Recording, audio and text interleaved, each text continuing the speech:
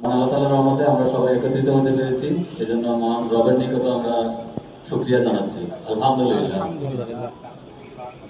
তো আমি আসলে বক্তব্য ভাইজান যারা আছে ওরা দিছে, আমি আসলে বক্তব্য জানি না। বক্তব্য জানি না বলতে ফর্মালি বক্তব্য আসলে আমি কোথাও দিই না। সজন ভাই আমার সাথে ছিল, আমার অনেক জায়গায় ইয়ে হয়েছে। আমি সজন ভাইয়ের কথা ধরেই আমি সবসময় আমি শোনার চেষ্টা করি, কারণ শুনলে হয় কি কিছু শিকার হয়। সজন ভাই যেটা বলছে যে সুন্নত তরিকার ব্যবসা, দ্যাট ইজ ভেরি ইম্পর্টেন্ট। যে একটা ব্যবসা যখন আমি সুন্নতি তরিকা করব তখন কিন্তু আমার বরকত চলে আসবে। আমার যে কোনো কাজ কিন্তু ইবাদত হবে তখনই, যখন সুন্নত তরিকা করব। আর আরেকটা জিনিস হচ্ছে যে ব্যবসা মিন্স এই না যে আমি ব্যবসা ভালো করলে হয়তো আমার ভাই ভালো করতে পারবে না, এরকম না। রিজিক আল্লাহ তাআলা দিয়েছেন প্রত্যেকের আলাদা করে। আমরা আসলে অত মিসগাইড হই অনেক সময়, অনেক কিছুতে অনেক ভুল বুঝি। আপনি দেখেন বাংলাদেশে ওয়ালটন বিজনেস করতেছে, ওয়ালটন বিজনেস করতেছে, ওয়ালটনের বিজনেস পরিধি কি পরিমাণ বা বিজনেস ভলিউম কি, আনবিলিভেবল। তো ও যদি চিন্তা করতো যে শুধু বাংলাদেশের মার্কেটে সে ব্যবসা করবে, তাহলে কিন্তু তার এই ন্যারো মেন্টালিটি দিয়ে সে ব্রড ব্যবসা করতে পারতো না।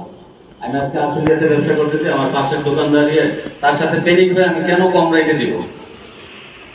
কারণ বিজনেসে প্রফিট না থাকলে, ব্লাড না থাকলে মানুষ বাঁচে না, আর প্রফিট না থাকলে বিজনেস থাকে না, আর বিজনেস না থাকলে আপনি আমি ভাই এখানে কেউ ডাকবে না। আসল হচ্ছে বিজনেস প্রফিট। আমরা গোল্ডেন টেট আপনারা জানেন যে ছোট একটা কোম্পানি, আমাদের এখন প্রায় 2000-এর উপর লোক কাজ করে। আমাদের বঙ্গবন্ধু হাইটেক পার্কে 2টা প্লট আছে আলহামদুলিল্লাহ। একটা প্লটে অলরেডি ফ্যাক্টরি চলমান, আর একটা ফ্যাক্টরি কাজ চলতেছে। তা আমরা সবকিছুই করি আল্লাহ তাআলার যে হুকুম আহকাম আছে এগুলো মেনে চলার চেষ্টা করি, বাকি আল্লাহ ভরসা।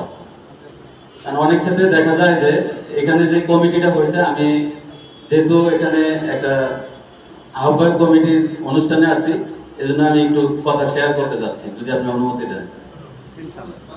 কারণ হচ্ছে কি, ধরেন আমি যদি ইসলামিক ওয়েতে চিন্তা করি, উহুদের যুদ্ধে 70 জন সাহাবা আমাদের মারা গেছে।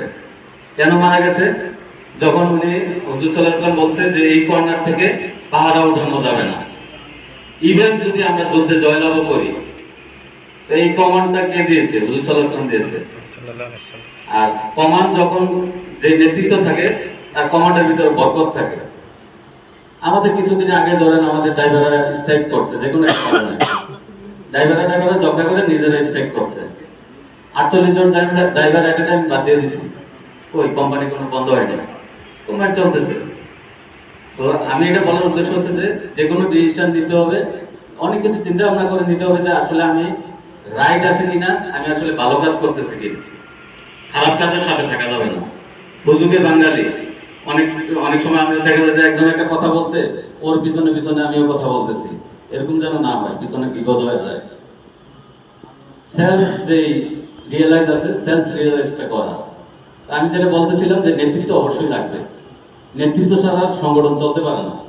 যদি সংগঠন চালাইতে হয় তাহলে কেউ না কেউ আগে আসতে হবে।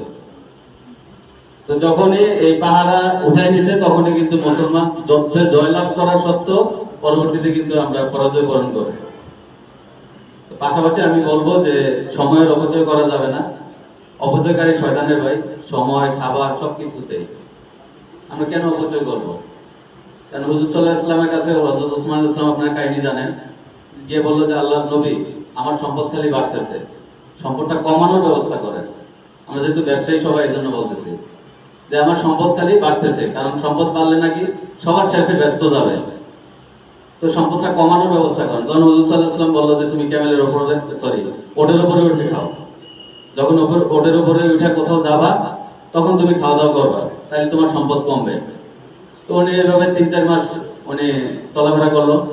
করার পরে যখন একটা রাইস পড়তেছে বা খাবার পড়তেছে, সে কিন্তু উঠে খাচ্ছে, ধুয়ে খাচ্ছে, ওয়াশ করে সে আবার খাচ্ছে। তখন দেখা গেল কি তার সম্পদ আবারও বাড়তেছে।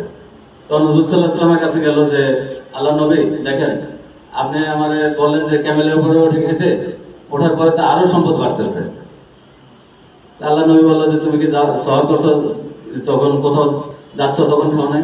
হ্যাঁ অবশ্যই খাইছি। যখন খাওয়া পড়ছে তখন কি করছো? বলে যে খাওয়াটাও উঠে খাইছি। যার কারণে ওনার সম্পদ আরো বাড়তেছে। তা আমিও অনেকের ইফতার দেখলাম, হয়তো আমরা খাইতে পারি না বা লোড নিতে পারি না, যে কোনো সামাল নষ্ট হয়ে গেছে। আমরা ইন ফিউচার চেষ্টা করবো যে যেটুকু খাবার ওয়েস্ট যেন না হয়, শুধু খাবার ওয়েস্ট না, সময় যেন ওয়েস্ট না হয়। কারণ অনেক ডিসিশন আছে, বিজনেসম্যান যেহেতু আমরা, অনেক ডিসিশন আছে, রেপিড ডিসিশন না নিলে আপনি মার্কেট লুজ করবেন। আমরা কিন্তু পাইনিয়ার হতে হবে, কারণ আমরা টেকনোলজি নিয়ে ব্যবসা করি। আপনি টেকনোলজি নিয়ে ব্যবসা করতে হলে কিছু জানতে হবে, কিছু জানলে অবশ্যই সে কিনবে। একটা লোক একটা রাউটারই ধরেন, রাউটার কিনতে আসে, আপনি 900 টাকা দামের রাউটার করলেন, আর ভাই কম দামি রাউটার কেন করলেন? আপনি টেকনোলজি জানেন, আপনি বলেন না অ্যাডভান্টেজ গুলো বলেন, বললে সে 1 লাখ টাকা দিয়ে মোবাইল ইউজ করতেছে, সে কেন 900 টাকা দিয়ে রাউটার কিনবে? অবশ্যই তার অ্যাবিলিটি আছে, বাট আমার অ্যাবিলিটি নাই তাকে বোঝানো। তার মোবাইলে দেখবেন যে ম্যাক্সিমাম কাস্টমারের মোবাইল আইফোন থাকে, স্যামসাং থাকে, 20,000 টাকার নিচে মোবাইল থাকে না। অবশ্য আমি রাউটার দেওয়ার সময় একটা এক্সাম্পল দিলাম আর কি, 900 টাকা 500 টাকা রাউটার আছে, চিন্তা করি। এগুলো আমরা না করি, আমরা টেকনোলজি বেস যে ব্যবসা করতে হলে টেকনোলজি জানতে হবে, এবং টেকনোলজির যে লিডারশিপ যারা থাকবে স্পেশালি, আমি চাইবো যে লিডারশিপে আপনারা এরকম লোক দেন যার মেন্টালিটি ভালো, যে সবাইকে একসাথে অর্গানাইজ করতে পারে। এই ধরনের লোক নেতৃত্বে থাকলে হবে কি, সবার ভিতর মিসআন্ডারস্ট্যান্ডিং সৃষ্টি হবে না।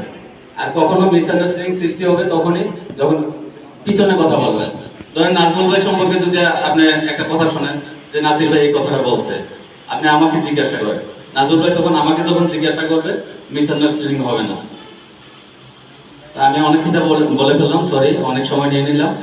আমি আপনাদের সাফল্য কামনা করতেছি। আমি এবং আমার কোম্পানির পক্ষ থেকে যে কোনো ধরনের সহযোগিতা অতীতেও ছিল, ভবিষ্যতে থাকবে ইনশাল্লাহ। ধন্যবাদ সবাইকে।